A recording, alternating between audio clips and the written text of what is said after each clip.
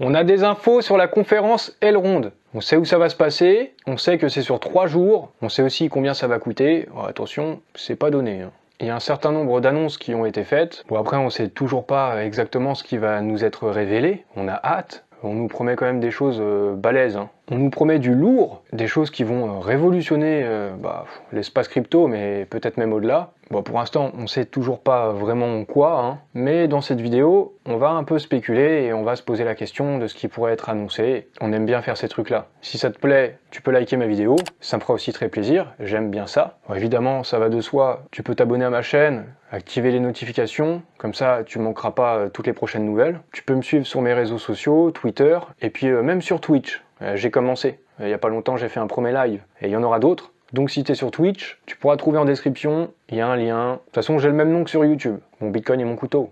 Investi dans les cryptos, pour être riche dans le futur, paire de couilles dans le futal, ainsi soit-il, mon Bitcoin et mon couteau. Alors d'abord, ce qui est marrant à noter, c'est que le même jour où Benjamin et tout ça, Elrond, tout le monde, annonce des détails sur la conférence Elrond, quelques heures plus tôt, je faisais un tweet où je disais justement qu'on n'avait toujours pas les détails, le lieu exact, les conditions d'accès et tout ça quoi. Donc hop, petite connexion, ou putain de hasard en fait, mais ça fait quand même beaucoup de putain de hasard, sachant déjà qu'en fait j'ai créé le 4 novembre ma chaîne YouTube 2021, et pile poil un an après il y a la conférence Elrond quand même. Putain de hasard. Passé, présent, futur, le temps n'existe pas. Tout ça pour dire que Benjamin nous a donc annoncé des détails. On sait que ça se passera au Palais Brognard du 3 au 5 novembre. Et le premier truc que j'ai noté, quand même, peut-être aussi comme vous, un truc important, c'est les prix pour pouvoir accéder, pour acheter les tickets. Et c'est pas donné. Le premier prix, c'est 449$. Il y a 3 types de billets différents. Et on a un autre à 649$. Enfin, ça, c'est en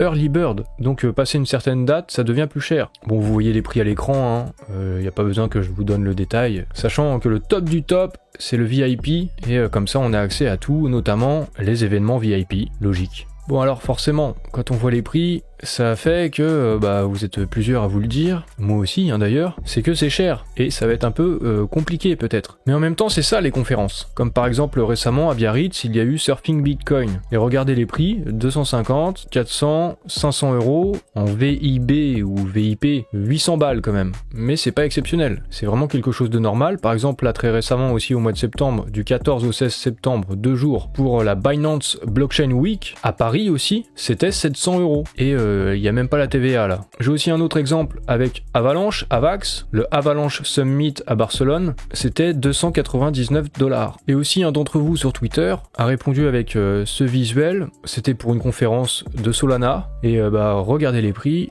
1000$, 1400, 1600, 4000$ en VIP, 4000$. Donc quand on a dit tout ça déjà, du coup les prix Elrond finalement, c'est ce qui se fait habituellement. C'est pas Elrond spécialement qui a monté les tarifs super élevé, non, c'est comme ça que ça se passe en fait. Et même en dehors de la crypto, c'est comme ça. Il peut y avoir des conférences qui coûtent 200 balles seulement pour quelques heures, 3 heures, une après-midi, et c'est quelque chose d'habituel. Ça se passe au Palais Brognard, et en fait on peut aussi voir un petit peu sur internet, on cherche vite fait, on trouve, il y a des tarifs de mi-journée, des tarifs journée complète par personne. Si on fait cocktail ou non, soirée dansante, il y a plein d'options. Mais c'est 100-150€ par personne déjà, le prix de base. Ensuite, il peut y avoir des options, on peut ajouter des choses, ajouter des salles, et d'un coup, ça peut prendre 15 000€ de plus, la location, ou 29 000€ hors taxe. Donc ça coûte très cher, et j'ai un autre petit exemple, j'ai vu une vidéo récemment de Le Monde sur YouTube, et c'était sur les rappeurs qui louaient la salle de Bercy, Accor Arena, pour faire des concerts. Je vais vous passer un court extrait. Louer la salle, c'est entre 50 et 70 000€ par soir. Ce à quoi il faut ajouter les décors, le matériel, la promo, les dizaines voire centaines de personnes à rémunérer, etc. Bref, faire en sorte que tout ça ait un coût inférieur à ça, c'est compliqué. Et donc, tout ça pour dire que ça peut coûter extrêmement cher. Et même si la conférence Elrond, c'est pas un concert, mais il y a des chances, il y a la possibilité qu'il y ait peut-être une estrade, une scène. Faut payer des ingé son, faut payer des ingé lumière aussi. Je sais pas s'ils vont nous faire un petit côté spectacle, un peu un show, peut-être aussi. Et puis en plus, ce sera retransmis sur internet, en direct, en live. Donc il faut aussi une équipe technique derrière pour faire tout ça, il faut des caméramans, et ce genre de service, ça coûte aussi beaucoup d'argent. Donc certes, c'est cher pour quelqu'un de normal, mais c'est comme ça que ça se passe. et c'est en fait des tarifs normaux, raisonnables, quand on a remis le contexte. En même temps, il y a aussi un côté rassurant, parce que au moins ça nous montre aussi que Elrond, c'est pas une blockchain de roumains. Est-ce que je peux dire ça, avec cette photo en plus? Bon alors je change de photo.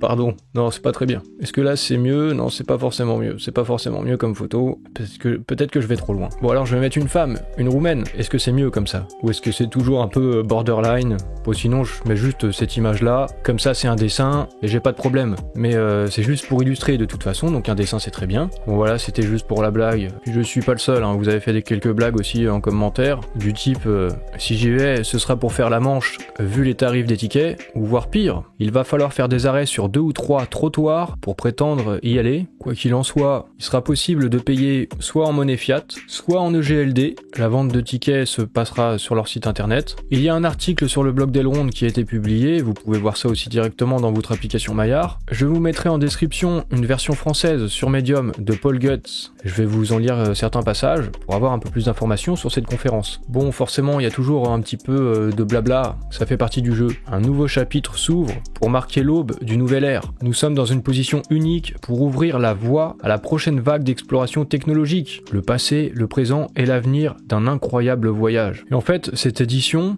de cette année, c'est la première conférence, c'est un coup d'envoi, c'est le début de quelque chose. Et ils ont cette idée-là depuis le départ, d'où aussi un peu le passé, présent, futur, peu importe où est-ce qu'on en est sur la courbe du temps, d'où aussi peut-être du coup le nom de X-Day, peu importe le jour, passé, présent, futur, c'est la même chose. La prophétie va s'accomplir, mais on connaît déjà notre destinée, c'est d'aller to the moon. Non, peut-être pas. Le premier jour, ce sera pour mieux comprendre où nous sommes, ce que nous faisons et où nous allons. Encore une fois, on retrouve le passé, le présent et le futur. Il faut faire un zoom en arrière et avoir une vue d'ensemble de ce que nous avons accompli jusqu'à présent. Donc ça, c'est la première journée qui sera consacrée à des discussions retraçant le parcours d'Elrond, mais aussi l'exploration de nouveaux produits qui, eux, remodèleront l'avenir en ouvrant des voies totalement nouvelles. Le deuxième jour, réimaginer le futur. Là, on se projette. Et il se pourrait, en tout cas, c'est comme ça qu'il nous l'amène, que certaines annonces qui seront faites pourront avoir un impact positif direct sur la société. Ce deuxième jour, ce sera une occasion de découvrir comment la technologie de la blockchain donne naissance à des secteurs d'activité entièrement nouveaux. Le troisième jour sera plutôt consacré à la communauté, a priori, parce que chez Elrond, il pense que des communautés fortes sont le fondement de tout mouvement, en particulier du Web3. Ce troisième jour sera consacré aux développeurs, aux visionnaires, aux battants.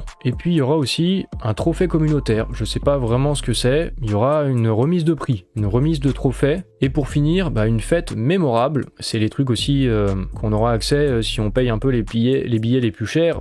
Accès à un dîner, il y a une fête et tout. Bon, ce sera peut-être pas pour tout le monde. Mais c'est aussi le meilleur moment pour faire du réseautage et peut-être pour voir Benjamin Minkou avec un petit coup dans le nez. C'est un petit moment qui peut être marrant. Encore faut-il pouvoir y aller à 1250 balles le billet VIP. Je suis pas sûr de pouvoir y être. Donc ça se passera au Palais Brognard, un bel endroit. C'est le siège historique de la Bourse française et qui ressemble à un temple romain et non pas roumain, d'où le prix des billets. Bon, j'ai rien contre les Roumains. À un moment, il faudra que je choisisse, est-ce que je fais des vidéos informatives ou de divertissement, quoi, c'est un peu des deux.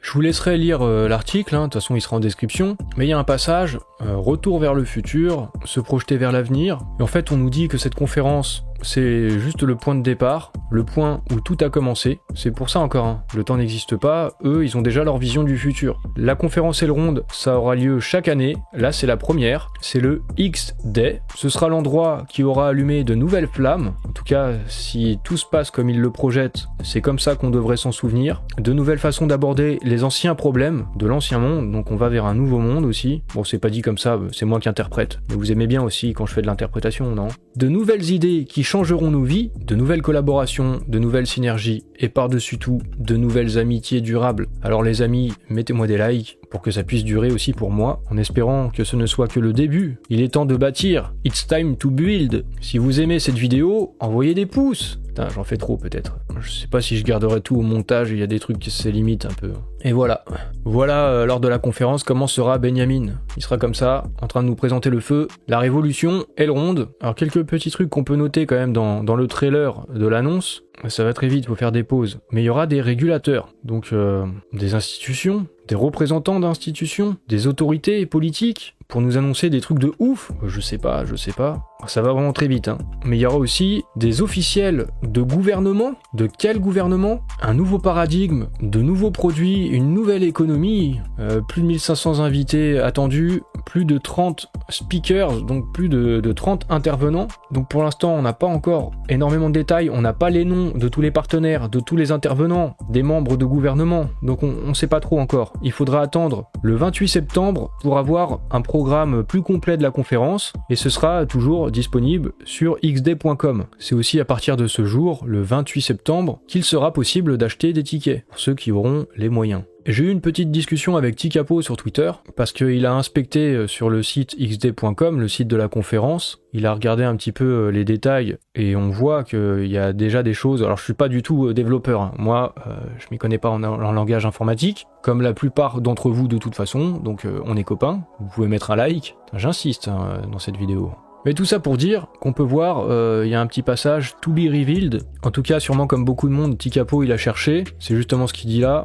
Je sais que vous avez essayé aussi. Est-ce que quelqu'un a une idée de ce qui pourrait être révélé? Est-ce que ce serait le MEX 2.0, la carte de crédit, des trucs avec le Panama? Puisqu'il y aura des représentants de gouvernement dans la conférence, est-ce que ça pourrait pas être des annonces importantes avec des pays, avec des nations? Mais du coup, Tikapo se demande quel pays, quel représentant, qui s'affichera publiquement avec une blockchain, sachant que le temps est plutôt à la régulation en ce moment. Je me dis de mon côté qu'il y a quand même des bonnes chances qu'il y ait des représentants du gouvernement français. La conférence se passe à Paris, en France, donc ce serait cohérent, ce serait logique, c'est le premier truc auquel on peut peut-être penser. Sinon, ça pourrait aussi se passer avec des représentants gouvernementaux de pays d'Amérique centrale, pourquoi pas. On pense forcément au Panama. On n'a jamais eu aucune annonce officielle de la part d'Elrond, mais vous vous en souvenez peut-être, au cours d'une vidéo, j'en avais parlé. Sever, qui est un membre de l'équipe d'Elrond, il avait fait un tweet dans lequel il disait que ça s'accélérait sur Elrond avec l'adoption au niveau national et international. J'avais répondu avec un gif du drapeau du Panama, il avait répondu avec un gif en mode clin d'œil, du coup sans donner d'informations officielles, sans valider, mais en donnant un peu quand même d'espoir dans ce sens-là. Donc pourquoi pas des membres du gouvernement panaméen lors de la conférence Elrond, ou alors, toujours dans cette partie, dans cette région du monde, je me souviens qu'il y avait eu un call, là on voit Benjamin Mincu, avec l'ambassadeur roumain au Mexique et en Amérique centrale, et ils avaient discuté d'opportunités d'affaires dans la région. Donc cette région, c'est le Mexique, ça peut être le Salvador, ça peut être le Panama, ça peut être le Honduras aussi, qui a légalisé le Bitcoin dans certaines régions, ça peut être d'autres pays encore. Est-ce que d'autres choses pourraient être annoncées? Eh ben, je me souviens qu'il y a le Mercantiel sur la roadmap Elrond en Q4 2022, donc au moment aussi de la conférence Elrond. Le Mercantiel, pour rappel, là je suis dans un article du blog d'Elrond, je pourrais aussi vous le remettre en description. On nous en a parlé à la suite de l'achat de Utrust par Elrond. Maintenant Utrust Elrond, eh ben, c'est la même famille. Ils souhaitent mettre en place le Mercantiel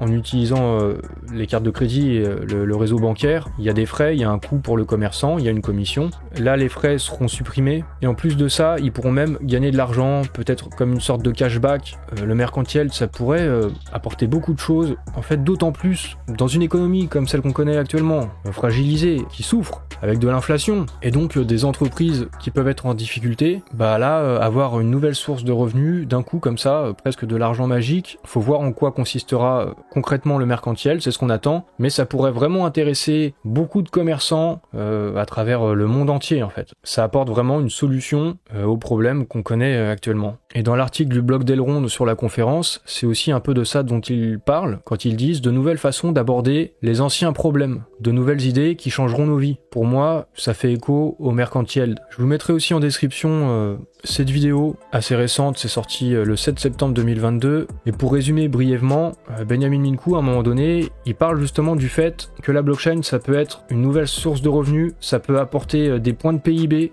L'idée aussi d'Elrond, c'est qu'il va y avoir un nouveau système financier, peut-être que Elrond va y contribuer. Bon, ça paraît ambitieux hein, aujourd'hui en tout cas, mais on verra ce qu'ils vont nous annoncer à la conférence. Il reparle du fait de bancariser tout le monde, notamment les 1,7 milliard d'êtres humains qui sont pas bancarisés, en particulier dans des pays en voie de développement. J'ai déjà abordé ces sujets dans différentes de mes vidéos. Finalement, Elrond, avec tout ce qu'ils vont faire, même si on connaît pas encore le contenu de toutes les annonces, mais l'idée c'est de devenir une sorte de banque, avec Maillard. Et dans cette vidéo, un truc qui m'a interpellé, c'est qu'il parle, là ici on voit, du revenu universel. Je sais pas trop comment ils veulent faire ça, mais ils ont peut-être des innovations à nous montrer, à nous révéler, qui pourraient améliorer la vie de tout le monde, et du coup ce serait une vague d'adoption sans précédent si effectivement il y avait des annonces de ce type-là. Ça me paraît vraiment énorme, hein. Je suis pas sûr que tout de suite, du jour au lendemain, ce soit possible. Mais en tout cas, ils souhaitent mettre à disposition, avec toute la technologie Elrond, avec Maillard et tout ça, mettre un outil qui permettrait de déployer un revenu universel. D'où peut-être aussi la participation de représentants de gouvernement qui peuvent être intéressés par ce genre de choses. Vraiment, ça paraît énorme et vraiment très ambitieux. Mais en même temps, dans leur article, ils parlent quand même du fait que ce moment où il y aura des partenaires, des représentants de gouvernement, des passionnés dans une expérience unique et mémorable qui résonnera dans toute la sphère de la blockchain. On nous promet quand même du lourd. Pour finir, Tikapo, ce qu'il a dit, c'est wait and see. De toute façon, pour l'instant, on fait que spéculer, hein, même si on aime bien faire ça. On verra le moment venu. Et il m'a demandé si je serais à la conférence. Eh bien, moi, j'aimerais bien y aller. Hein. C'est clair que j'aimerais bien y être à cette conférence. Mais les prix des billets, c'est quand même, comme vous, hein, c'est quand même... est-ce que je vais mettre autant d'argent dans cet événement, même si j'aimerais y être ? Même si j'aimerais beaucoup y être, ça me paraît pas raisonnable. J'aimerais bien, si les membres de l'équipe d'Elrond pouvaient m'envoyer une petite invitation, ça pourrait être bien, non ? Je sais pas, si vous êtes d'accord, mettez des likes à cette vidéo, et puis peut-être dites-leur de m'envoyer une invitation. Mais bon, si j'ai pas d'invitation, je suis pas sûr de pouvoir aller à la conférence Elrond.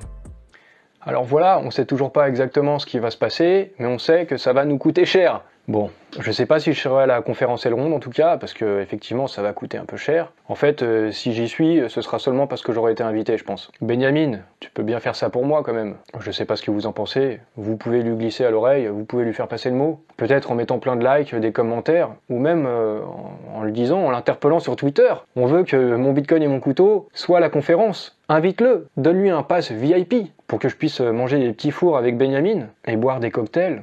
Ça pourrait être sympa, non ? J'en sais rien. On verra bien. Passé, présent, futur. De toute façon, si le temps n'existe pas, tout est déjà décidé.